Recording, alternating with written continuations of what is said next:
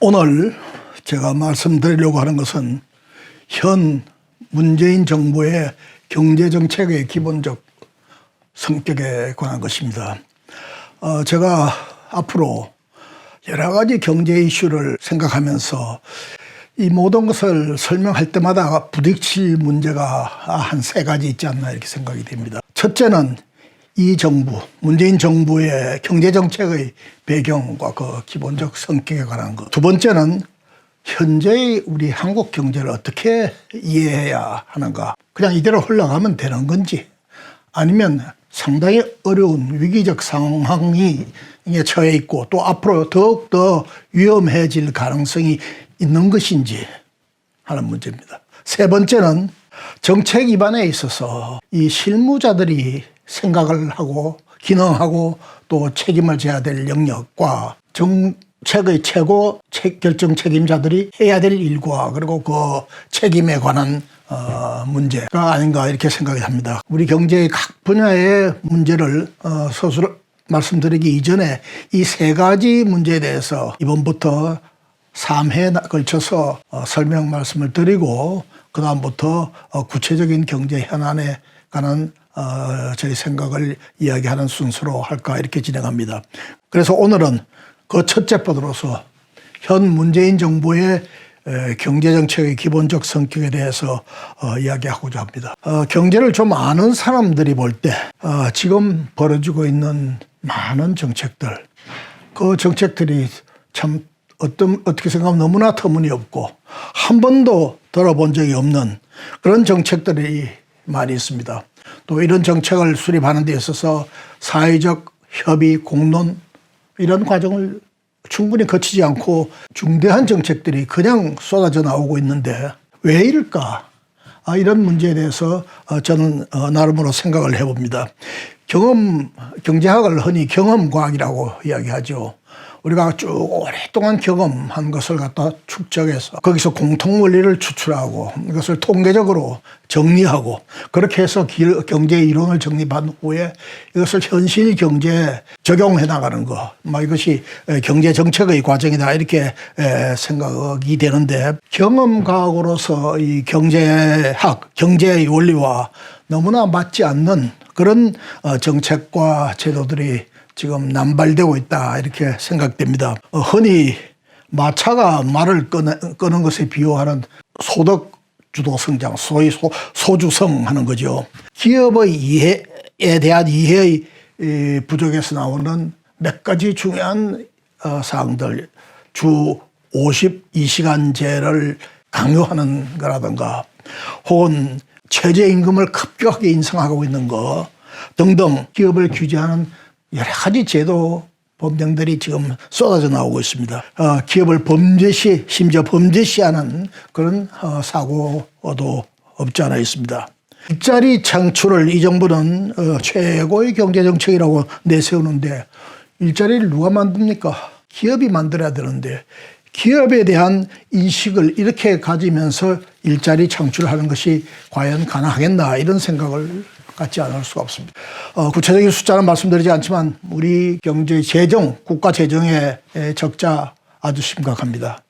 이것이 국가의 채무로 지금 연결되고 있고 여기에 더해서 기업이 가진 부채 또 가계의 빚 다 합해서 우리 국민 경제 전체의 채무 구조는 매우 나쁜 상황으로 지금 치닫고 있습니다. 저는 흔히 이걸 우리나라의 스스로 자살행위다 이렇게 비유하고자 하는 이 탈원전 정책. 예를 들면 너무나 많습니다. 또 지금 대외 환경은 우리 경제에게 결코 유리하게 돌아가지 않습니다.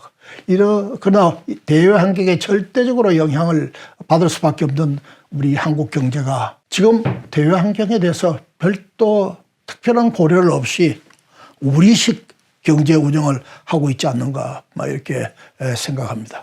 이 모든 정책들이 왜 나올까? 한마디로 말씀드려서 시장에 대한 이해의 부족, 오해 여기서 나오지 않는가 이렇게 생각을 합니다. 제목이 이 채널의 제목에서 이름에서 이야기하는 시장으로 상징되지 않는 보이지 않는 손보다도 정부가 즉 눈에 보이는 손에 의해서 모든 경제가 주도되고 있는 이런 상황이 지금 우리가 맡고 있는 경제 상황입니다. 문재인 정부의 경제정책의 기본을 쉽게 찾아보려면 이 정부가 처음에 성립할 때 다른 정부 같았으면은 정부 인수위원회, 정권 인수위원회의 성격에 해당되는 국정기획위원회가 있었는데 이 위원회의 보고서에 잘 나타나고 있습니다. 이 국정위원회의 보고서에는 5대 국정 목표가 제시되고 있는데 그중에 세 번째 것이 내 삶을 책임지는 국가 이렇게 돼 있어요. 한번 제가 그 해당되는 사항을 문서에 있는 그대로 한번 읽어보겠습니다. 시장 만능주의의 확산은 불평등과 격차를 확대했고 공공성 약화 현상을 초래했다. 따라서 사회 경제적 불평등을 해소하고 국민이 품위 있는 삶을 유지하며 사회 구성원의 유대를 강화하기 위하여 적극적 행위자로서 국가의 역할이 필요하다. 이런 표현입니다. 여기서 몇 가지 본질적 문제 제기를 하지 않을 수가 없습니다. 첫째는 내 삶, 즉 국민의 삶을 어떻게 정부가 이례적으로 규정하겠느냐. 옛날에 북한의 김일성에는 그런 이야기 했죠. 쌀밥 먹고 이 밥 먹고 그리고 고깃국 먹게 해주겠다. 김일성이 생각하는 국민의 삶의 모든 가치는 쌀밥을 먹을 수 있고 고깃국 먹을 수 있으면 끝나는 겁니다. 그러나 대한민국의 국민들은 쌀밥 먹고 고깃국 먹는 것으로서 자기 삶이 끝나는 것이다 라고 삶이 충족되는 것이라고 생각하는 사람은 아마 거의 하나도 없을 것입니다. 5천만 우리 국민은 모두 각각 다른 자기가 추구하는 가치 있는 삶이 있는 거죠. 이걸 어떻게 정부가 인위적으로 규정하려고 하느냐 하는 이런 문제 제기가 있습니다. 둘째는 이렇게 다양한 국민의 삶을 국가가 책임져 주겠다. 국가가 그렇게 유능한 국가이냐, 유능한 정부인가 하는 문제가 제기됩니다. 노무현 대통령 정부 때 국민의 건강을 책임지지 못하는 정부는 정부가 아니다. 이런 이야기를 한 적이 있습니다. 제가 그때 중소기업 연구원장을 하고 있었을 때인데 제가 칼럼을 통해서 이런 이야기를 글을 쓴 적이 있습니다. 이 지구상에 국민의 건강을 책임져 준 정부는 과거에도 없었고 지금도 없고 앞으로도 영원히 없다. 이 국민의 건강 모두를 어떻게 국가가 책임집니까? 또 과연 국가가 책임져야 될 필요가 과연 있느냐 말이에요. 국민 중에서 예를 들어서 얼마 전에 돌아가셨지만 이건희 회장의 건강을 왜 나라가 걱정합니까? 그분은 삼성의료원이라고 하는 참 세계적 수준의 거대한 병원의 주인이 있지 않습니까? 그런데도 본인이 암에 걸렸을 때는 그 병원도 못 믿어서 미국에 가서 암 수술을 받고 돌아올 정도로 국민의 건강이라는 건 각자가 알아서 책임지는 거죠. 능력이 있는 사람은 자기 건강에 대해서 자기가 책임을 지는 겁니다. 다만 국가가 해야 될 것은 자기 스스로 자기의 건강을 결코 책임질 수 없는 그런 사람의 문제에 대해서 그가 그 기능을 해야 되는 거죠. 그러나 그 문제에만 매달리기에도 국가가 총력을 기울여도 될까 말까 한 것이 국민의 건강 문제입니다. 그만큼 심각하고 어려운 문제죠. 그런데 건강 하나만 가지고도 이렇게 어려운 문제가 제기되는데 국민의 삶의 전부를 책임지겠다 하는 발상. 이것이 어떻게 자유주의 경제체제에서 나올 수 있는 발상이겠습니까?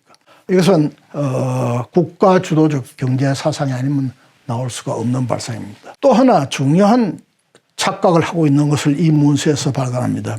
시장 만능주의 확산을 통해서 그동안 불균형이 초래되고 공공성이 약화됐다고 하는 이러한 분석인데 저는 박정희 대통령 때부터 지금까지 적어도 김영삼 대통령 때까지는 정부에서 일을 했고 그 뒤에 김대중, 노무현, 이명박 정부에서는 정부와 직접 관련되는 일을 하지 않았고 민간에서 주로 활동을 했고 박근혜 정부에 왔을 때는 비록 민간이지만 정부하고 긴밀히 협조해야 해서 일을 하는 무역협회의 회장으로서 정부 정책에 깊이 관여한 적이 있습니다.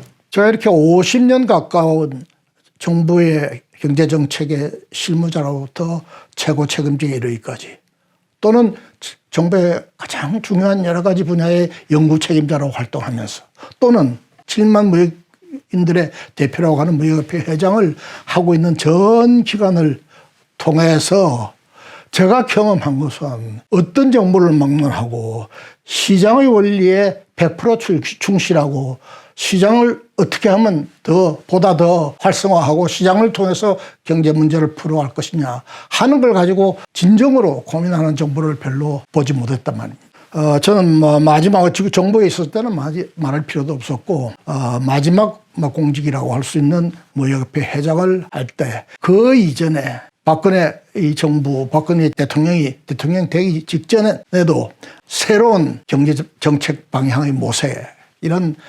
연구소, 여기 보시면 이런 방대한 총론 한 권, 강론 한 권, 온 경제 분야의 모든 것을 커버하는 연구 보고서를 만들어서 박근혜 대통령 취임하기 전에 앞으로 참고하시라고 이렇게 제시를 한 적이 있습니다. 그런데 미안한 말씀이지만 제가 제시했던 이 내용이 박근혜 정부에 의해서 그렇게 깊이 있게 수용됐다고 하는 흔적을 저는 발견할 수 없었습니다.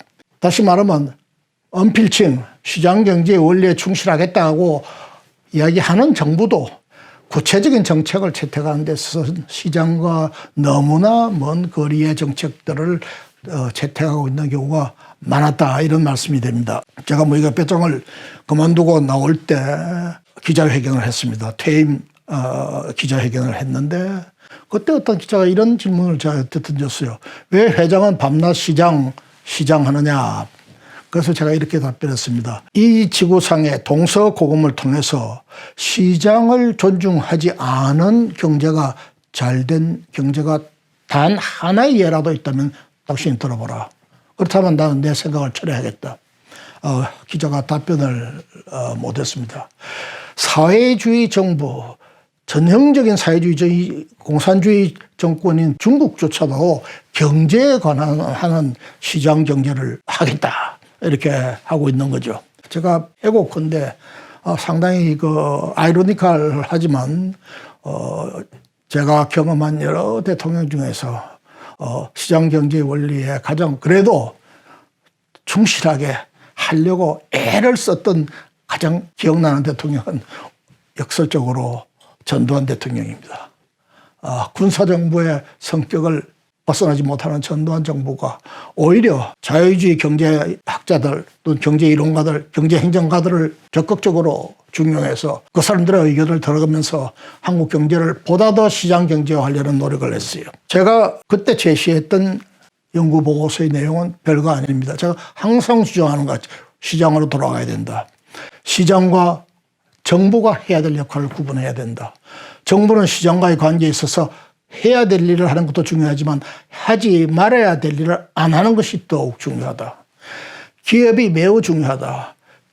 기업이 추구하는 목표와 국가가 추구하는 목표가 일치되는 그러한 상태가 가장 바람직한 상태고, 그러한 상태를 만들어 나가지 않으면 한국 경제는 지속적 발전을 해나가는 것이 불가능하다. 저는 이것을 기업가형 국가다, 이렇게 정의했습니다. 그런데 아까 말씀드린 것 같이 지금 우리가 시장 만능적 사고 때문에 이 경제가 이렇게 됐다.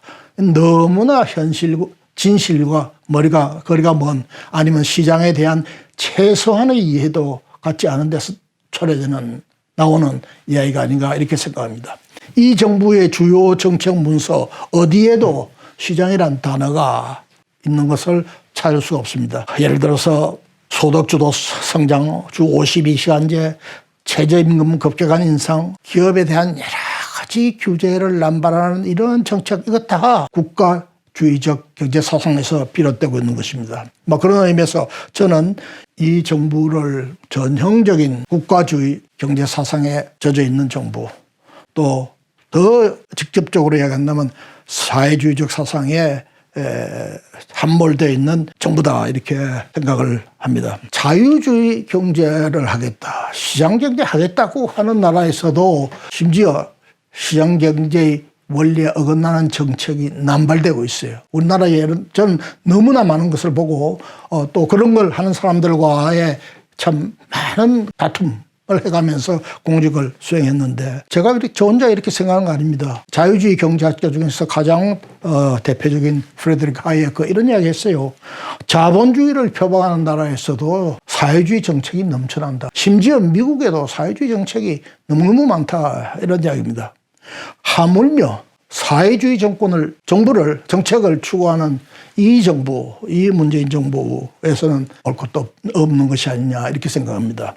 하이에크가 이런 이야기 했습니다. 인간 사회에서 오래된 잘못된 믿음이 있다.